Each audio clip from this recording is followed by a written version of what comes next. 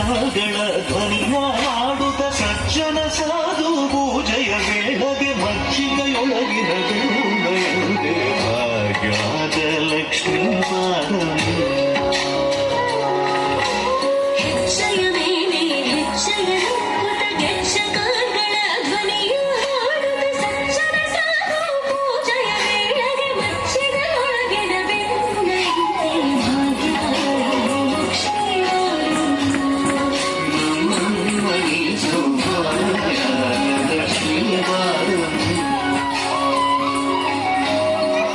ವೃಷ್ಟಿಯ ಕರಗುದ ಬಾರೆ ಮನಕಾಮನೆಯ ಸಿದ್ಧಿಯ ತೋರೆ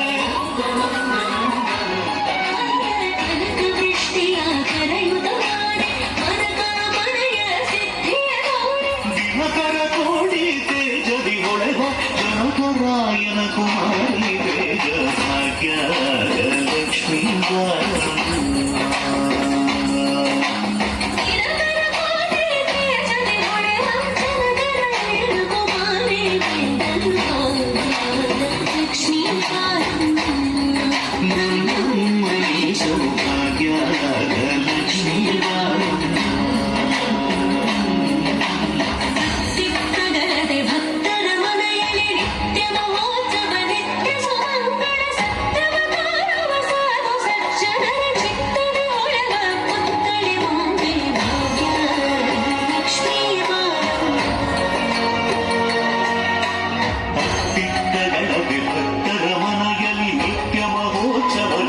ಸುಮಂಗಳ ಸತ್ಯವ ತೋರುವ ಸಾಧು ಸಜ್ಜನರ ಚಿತ್ತದಿ ಕೊಳೆವ ಪುತ್ತಳಿ ಬೊಂಬೆ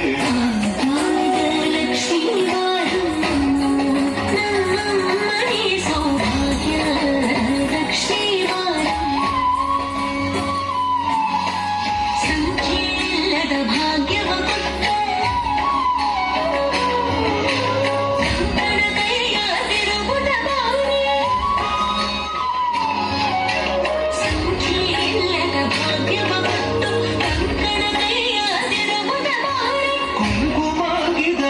ಗಜಲೋಚನ ವೆಂಕಟರಮಣನ ಬಿಂಬ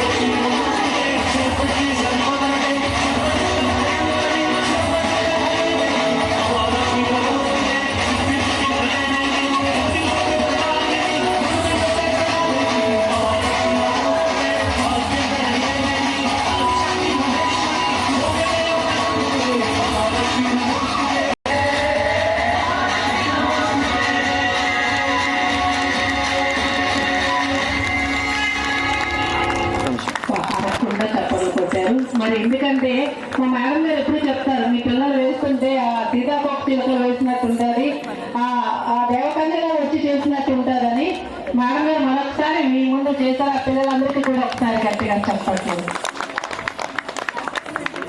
చూడండి, ఆ కింద నిలిచిన పిల్లలు ఒక వెనక్కి చేతులు పెట్టుకొని ఒక కళ్ళు ఇలా చేసుకొని చూస్తున్నారు.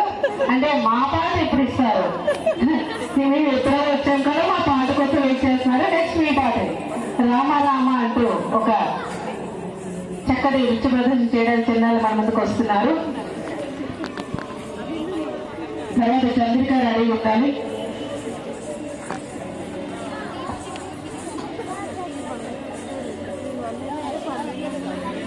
మరి ఈ చిన్న చిన్న పిల్లలందరికీ కూడా ట్రైనింగ్ ఇస్తుంది మమతా పట్నాయక్ గారు. మరి ఆవిడ కూడా చాలా చిన్న ఆవిడ.